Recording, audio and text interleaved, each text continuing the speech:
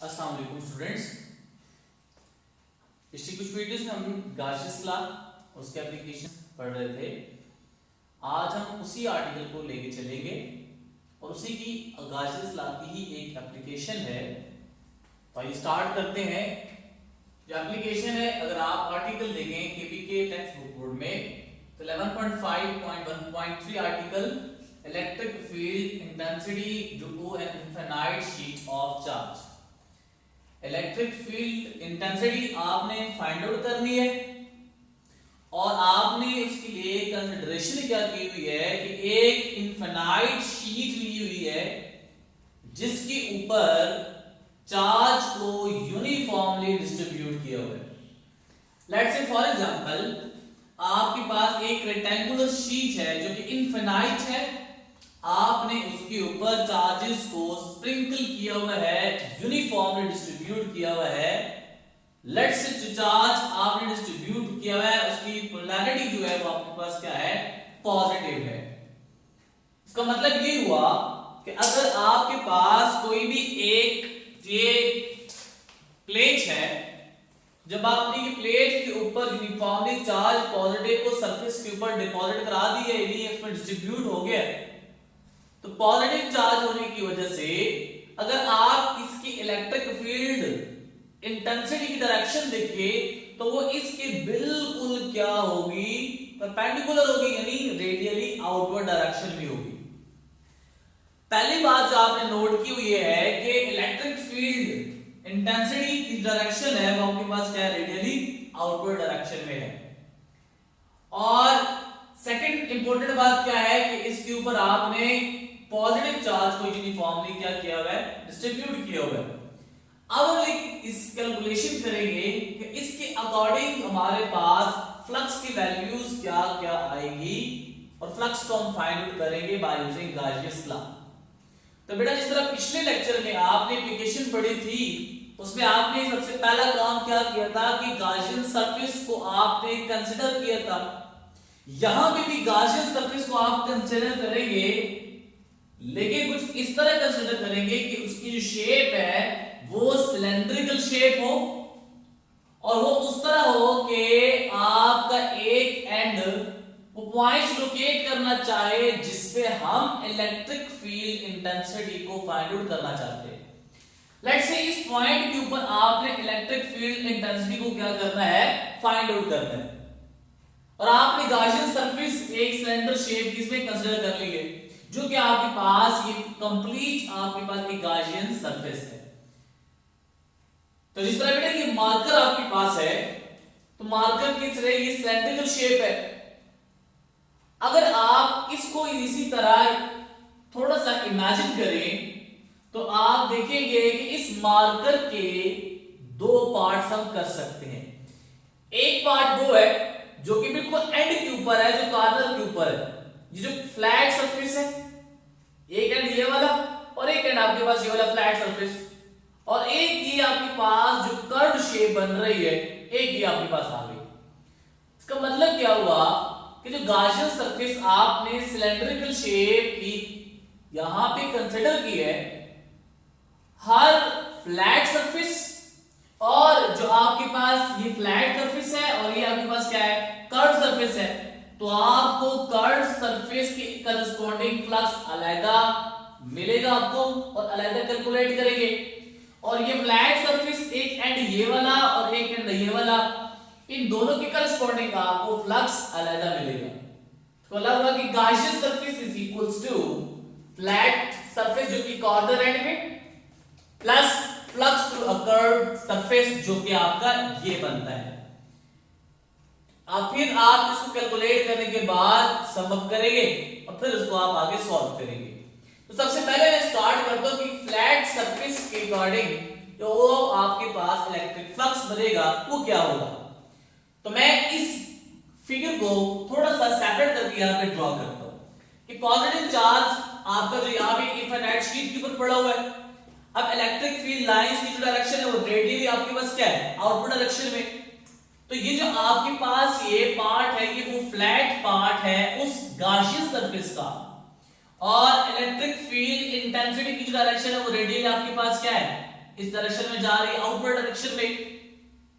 और अगर आप ये फ्लैट सरफेस देखें तो इस फ्लैट सरफेस का जो नॉर्मल वेक्टर एरिया होगा वो बिल्कुल इसके क्या होगा, परपेंडिकुलर होगा। तो वेक्टर एरिया की डायरेक्शन भी परपेंडिकुलर हो गई सरफेस के, और अगर आप इलेक्ट्रिक की इंटेंसिटी के वो भी परपेंडिकुलर है किसके, सरफेस के। तो मतलब क्या हुआ कि इलेक्ट्रिक फील्ड इंटेंसिटी और वेक्टर एरिया के दरमियान एंगल बनता है वो कितना बन गया है, 0 degree, because they are parallel. तो आपके पास थीटा की वैल्यू क्या आ गई, 0 डिग्री। क्योंकि ये फ्लैट सरफेस है तो हम इस पे अप्लाई कर सकते हैं फ्लक्स का फार्मूला, जो कि है phi is equals to E A cos of theta, and E A cos theta is equals to, आप बस एंगल पुट करें 0 डिग्री तो बनेगा E A cos of 0 degree, and we know that cos 0 degree is equals to 1, तो ये बनेगा phi is equals to E A। अब ये जो आपने फाइंड आउट किया है, ये तो एक एंड के लिए आपने इलेक्ट्रिक फ्लक्स फाइंड कर लिए, लेकिन अगर आप फ्लैट सरफेस देखें तो एक एंड ये वाला है और एक एंड ये वाला है। तो अगर आप दोनों एंड के लिए कैलकुलेट करना चाहे तो अगर आप एक एंड के लिए ये आ रहा है तो दूसरे एंड के लिए भी तो यही होगी, बिकॉज ई की डायरेक्शन नॉर्मल, वेक्टर ए की डायरेक्शन भी नॉर्मल टू द सरफेस, फिर पैरेलल हो गए और फिर 0 डिग्री पुट करें तो फिर आपके पास क्या आएगा, उसका भी ई ए आ जाएगा।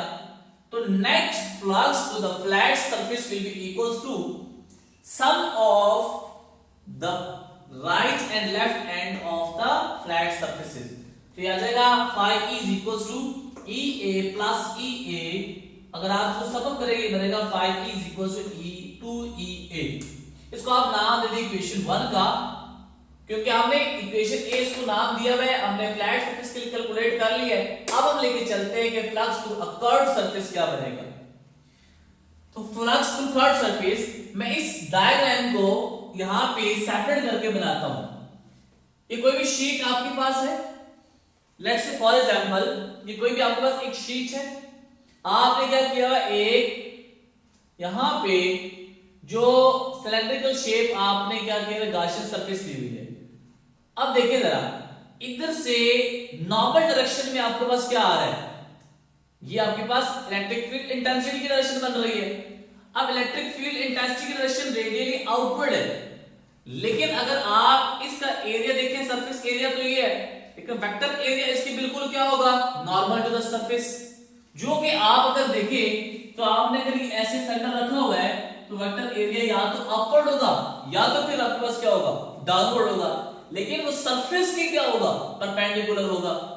तो अगर आप देखें कि जो इलेक्ट्रिक फील्ड इंटेंसिटी की डायरेक्शन है वो राइट साइड में बन रही है और वेक्टर एरिया की डायरेक्शन या अपवर्ड है या फिर डाउनवर्ड है।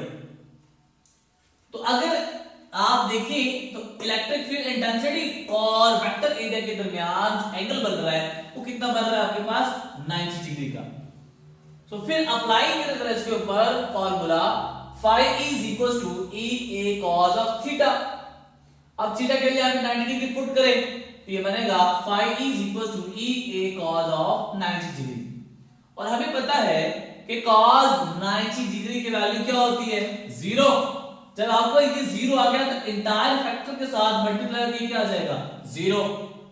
तो ये phi is equals to 0, यानी फ्लक्स की वैल्यू 0 आ गई, किसके लिए, फॉर अ फ्लैट सरफेस की बजाय आपने क्या किया, ये कर्व सरफेस के लिए कैलकुलेट किया। इसको आप नाम दे दें इक्वेशन 2 का। अब देखिए जरा, आपने इक्वेशन ए में फ्लैट सरफेस थी और कर्व सरफेस के लिए फ्लक्स फाइंड करना था, वो आपने फाइंड कर लिया है। अब इक्वेशन 1 और इक्वेशन 2 को आप इक्वेशन ए में पुट करें तो आपके पास बनेगा total flux will be is equals to flux through a flat surface जिसकी वैल्यू 2EA आई है, plus flux through a curved surface जिसकी वैल्यू आपके पास क्या है, 0। तो ये बनेगा phi total is equals to 2EA। ये बड़ी इंपॉर्टेंट आपके पास एक इक्वेशन आ गई जो कि आगे आपने क्या करना है, उसको यूज करना है। आप इसको नाम दे देंगे, इक्वेशन आपके पास क्या है, स्टार इक्वेशन है, ठीक है। अब देखिए, हमने गॉसियन लॉ को भी तो पढ़ा है और वो भी किसी भी कर्व्ड सरफेस से अगर आपने फ्लक्स को फाइंड करना है तो वो फार्मूला यूज कर सकते हैं। और वो फार्मूला क्या है, phi total is equals to Q divided by epsilon naught. इसको आप नाम दे दीजिए आपके पास डायरेक्ट इक्वेशन बी। ठीक हो गया। अब देखिए जरा कि यहां भी एक एप्सिलॉन नॉट मीडियम है और ये आपके पास क्या है, Q चार्ज, क्योंकि total charge enclosed by that surface है। अब इस चार्ज को हम क्या करते हैं, थोड़ा सा मॉडिफाई करते हैं और उसको हम लिखते हैं in terms of charge density. अब चार्ज डेंसिटी क्या है? चार्ज डेंसिटी का मतलब ये है कि जब आपने इनफाइनाइट शीट के ऊपर चार्ज को यूनिफॉर्मली डिस्ट्रीब्यूट कर लिया है तो वो चार्जेस आपस में कितना क्लोज्ड है, कितने नजदीक तरीन है, इसको नाम दिया जाता है किसका, चार्ज डेंसिटी का। तो आप चार्ज डेंसिटी का अगर रिलेशन देखें, फॉर्मूला देखें तो s sigma is equals to Q divided by A, where sigma is the charge density. और अगर आप इसको Q की वैल्यू फाइंड आउट करना चाहिए, बनेगा Q is equals to sigma into A। अब ये जो Q है ये आप किस में पुट करें, इक्वेशन B में, जो आपके पास यहां पे क्या है Q, जब आप उसकी जगह पुट करेंगे ये बनेगा कि 5 is equals to sigma A divided by epsilon naught. इसको आप नाम दे दें डबल स्टार इक्वेशन कहते हैं इसको। एक इक्वेशन आपके पास स्टार ये है और एक इक्वेशन आपके पास क्या है, डबल स्टार ये है। अगर आप देखिए तो लेफ्ट हैंड साइड दोनों का फ्लक्स है तो कंपेयर कर सकते हैं। So comparing equation static and double static equation we get 2EA is equals to sigma A divided by epsilon naught। तो आप देखिए कि A और A आपस में क्या हो जाएंगे, कैंसल आउट। तो ये बनेगा आपके पास कि E is equals to sigma, तो यहाँ मल्टीप्लाई हो रहा है, इस तरफ आपके डिनोमिनेटर में डिवाइड हो जाएगा, तो ये बनेगा sigma divided by 2 epsilon not. ये जो आपके पास फॉर्मूला है ये सिर्फ और सिर्फ आपको क्या बताएगा, magnitude of electric field intensity बताएगा। लेकिन हमें ये पता है कि इलेक्ट्रिक फील्ड इंटेंसिटी चूंकि वेक्टर क्वांटिटी होती है उसकी डायरेक्शन भी होगी।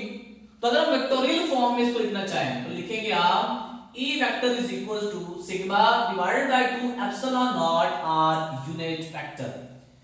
अब ये यूनिट वेक्टर बड़ा इंपॉर्टेंट है। यूनिट वेक्टर क्या शो कर रहा है कि वो एक तो शो कर रहा है direction of the electric field intensity की, और उसकी डायरेक्शन किधर है, away from the infinite sheet. Because क्योंकि ये इनफाइनाइट शीट के ऊपर आपने चार्ज कौन सा डिस्ट्रीब्यूट किया था, पॉजिटिव। तो पॉजिटिव से इलेक्ट्रिक फील्ड इंटेंसिटी की जो डायरेक्शन है वो रेडियली आपके पास क्या होगी, आउटवर्ड होगी, यानी अवे फ्रॉम द शीट होगी। लेकिन अगर आप यहां पे नेगेटिव चार्ज को डिस्ट्रीब्यूट कर देते तो उस टाइम पे direction of electric field intensity will be towards the sheet, क्योंकि नेगेटिव चार्जेस अगर आप कंसीडर करते हैं तो उसमें electric field lines radially inward direction में आपके पास होती हैं। तो ये था आपके पास इलेक्ट्रिक फ्लक्स और ये हमने फाइंड किया इनफाइनाइट शीट के लिए, जो कि एक एप्लीकेशन थी गासियस लॉ की।